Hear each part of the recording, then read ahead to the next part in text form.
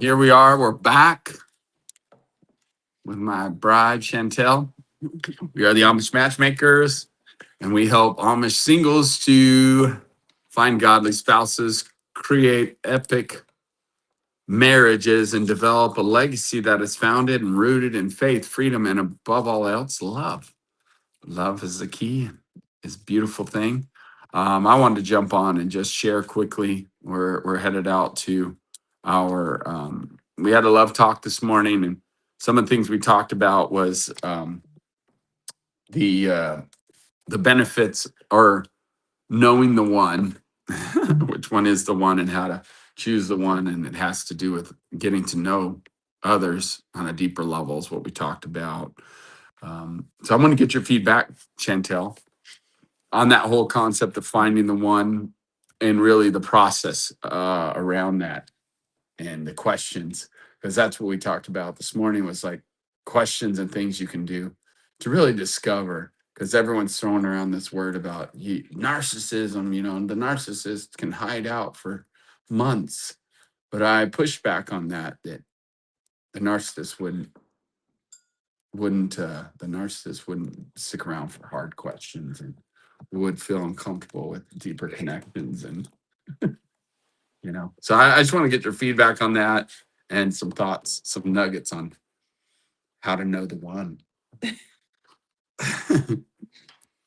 Well, first of all, I think the whole thing about the narcissist um, is true. I mean, the deeper the questions we ask and the deeper levels, and that's why with the process that we take people through, it is far beyond surface level, and they're very intentional things that we encourage people to explore when they're getting to know somebody, things that do reveal patterns and stuff, but it's also the intentional process that we have to work through this stuff.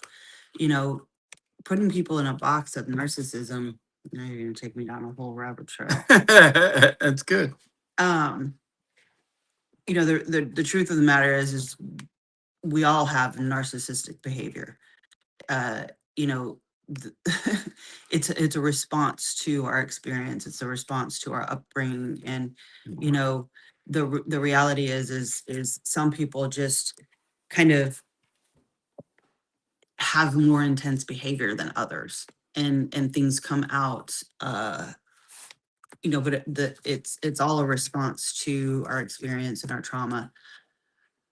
So, I really steer clear of putting people in a box. I think that, you know, labels are really unfair, and they don't allow space for people to heal. They don't create space for people to um, do something different. Like, we create cycles in our lives, all of us, not just, one person or another. We all are creatures, cyclical creatures. I mean, that's by design, right? We have the four seasons. Like, there's everything in life is runs through cycles, menstrual cycles, all of these different things. So, what we have to recognize is that behavior patterns are cycles. And so, you know, that doesn't mean we can't change our behavior pattern. We can Okay. operate in one mode of operation. Like, we have a buddy who, was over 300 pounds, and he made a decision that he was going to run an do an Ironman. He has radically shifted his cycles. Yep. Of both diet and exercise, and is continuing on. So not only did he completely break the cycle of whatever unhealthy patterns he had created to get to the point where he was, over 300 pounds, completely unhealthy, to now continuing to run marathons and eat healthy. And man, his mindset is radically stronger.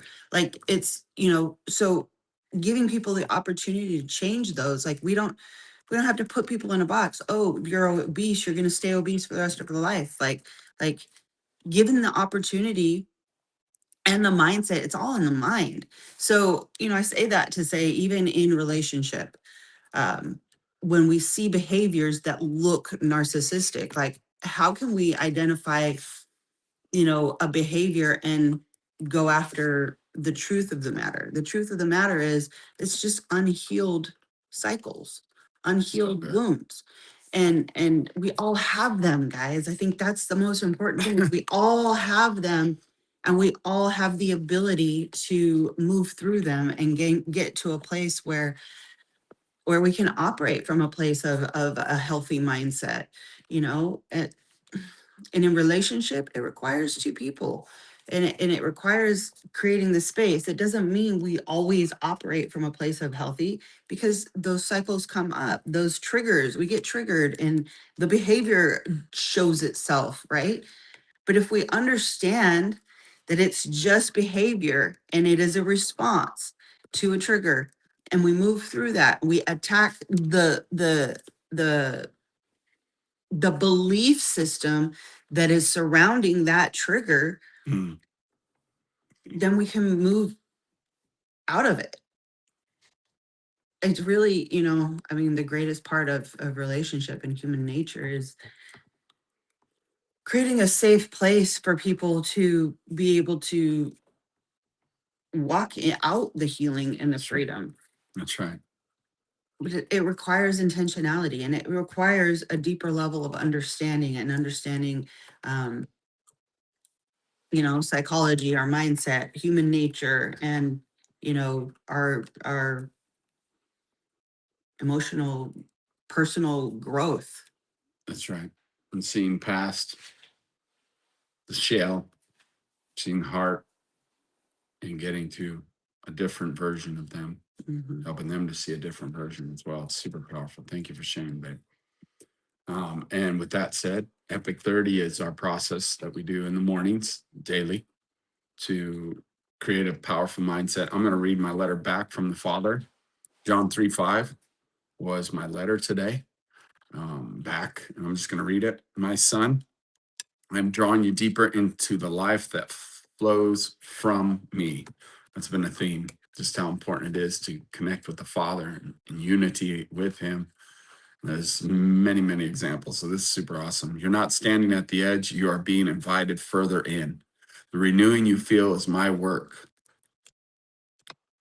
within you, washing away what no longer belongs and awakening you again to the breath of my spirit. I'm not asking you to strive, I'm inviting you to live from what I am already doing.